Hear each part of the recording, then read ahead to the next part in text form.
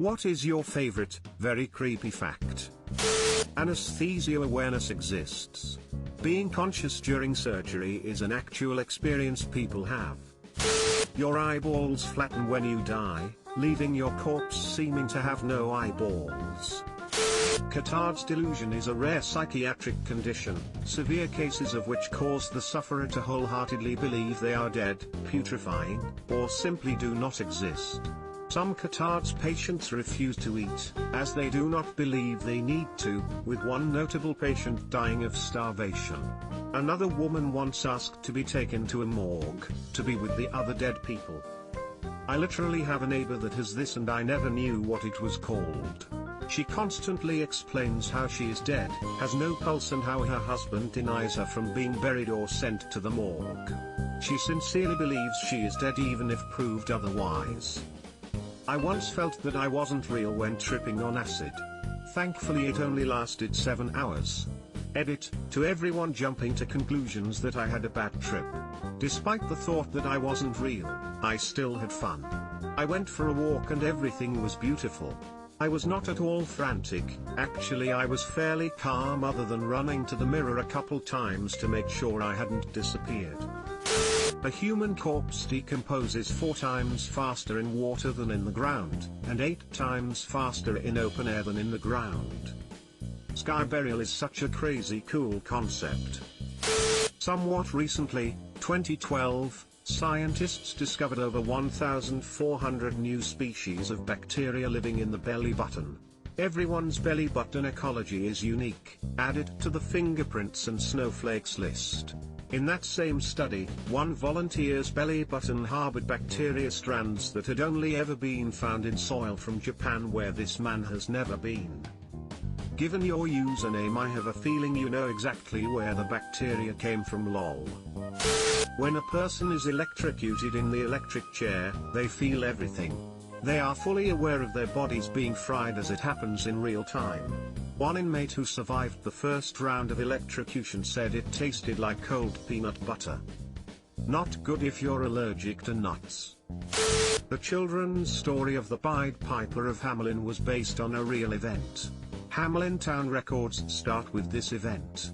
The earliest written record is from the Town Chronicles in an entry from 1384 which states, "It is 100 years since our children left.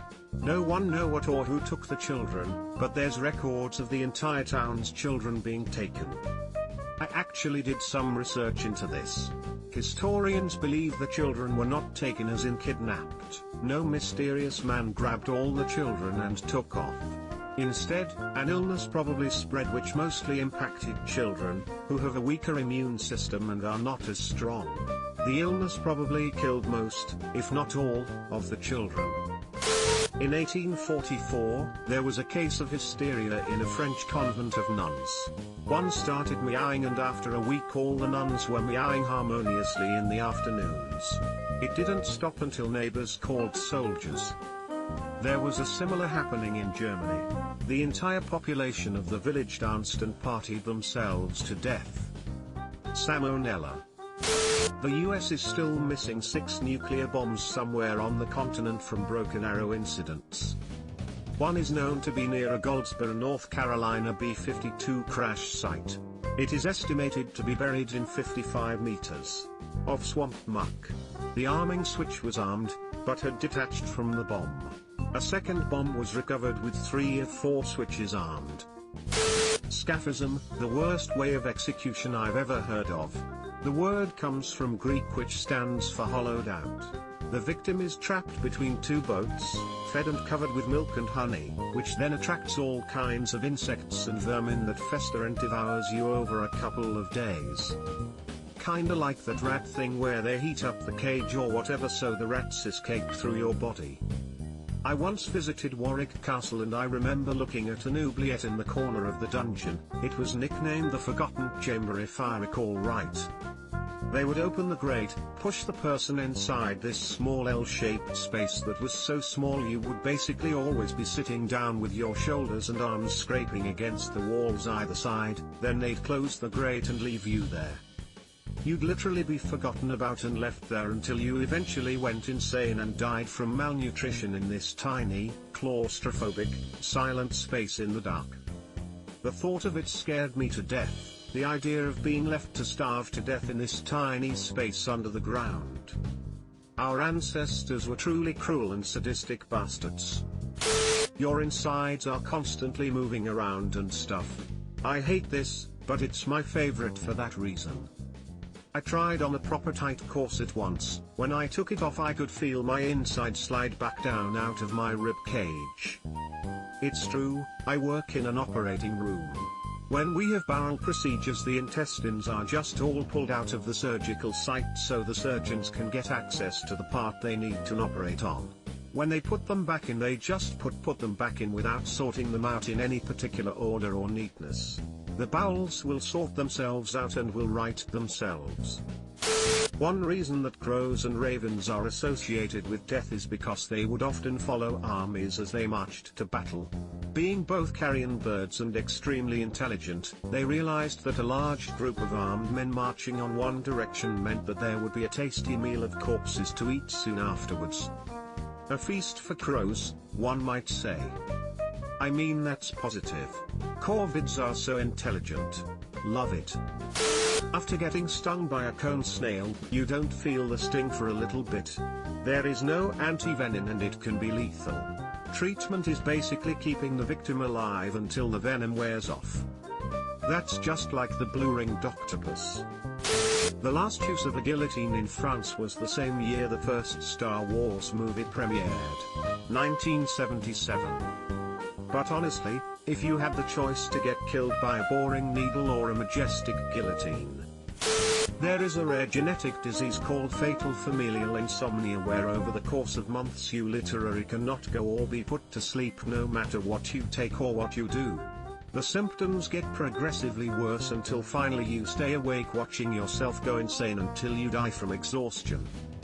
There is a guy by the name of Rika Sarjian who documented this genetic disease on YouTube, and with each video you can tell his mental state gets worse and worse. It eventually gets so bad that his last videos are just weird conspiracy theories, and, as expected from a disease with no cure, he sadly passed away.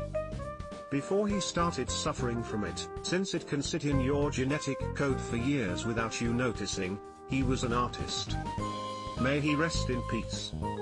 Edit, peace not peace, fuck autocorrect. And also he apparently got it from an antibiotic he took, instead of it just being in his genetic code for years because the dumbass me didn't read the description.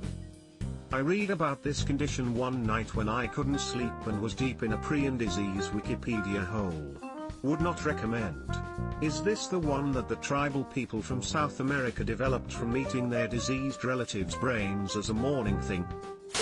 The bodies of the sailors who died on the Edmund Fitzgerald are still down there, almost perfectly preserved, due to the water at that depth being just barely above freezing. Divers who have explored the wreckage have seen their bodies frozen in place to parts of the ship, and have come back reporting that they feel as if they were being followed during their time underwater. Photos were taken, but per the request of the crew's family, they have never been released to the public. Edit, source. I always forget that the Edmund Fitzgerald sunk in 1975. It had a law that make it seems like it happened in like 1870. The last message sent from them was "We're holding our own," in response to a message asking them if they were okay during a bad storm. The island of Okunoshima in the inland sea of Japan is known for two reputable things. 1, it's named Rabbit Island because of the overabundance of wild rabbits, and 2, the island has World War II ruins of a chemical weapons factory, creating poison-like mustard gas in its attacks on China. So vital was its secrecy to the Japanese government that they tried to wipe its location off maps. I've always wanted to go there. I have been there and I didn't even know what the ruins were. The rabbits are heavily marketed as a tourist attraction, but I saw no information about the ruins. Now I know why. When you happen to be murdered, there is only an about 40% chance that your murderer will be found and punished. When, not if. The human brain continues to give off electrical signals for 20 to 40 seconds after death. This is why sometimes people move right after they die. We took my mom off life support and held her hands as she passed. She had been unconscious for days at that point, unmoving. When she died, her whole body moved like she was having a seizure, which was really upsetting. It's just the last bit of electricity in your brain going out. Also, hearing is the last sense to leave, so if you are with someone who is dying, please keep talking to them. Subscribe for more hot Reddit takes in your inbox, guaranteed.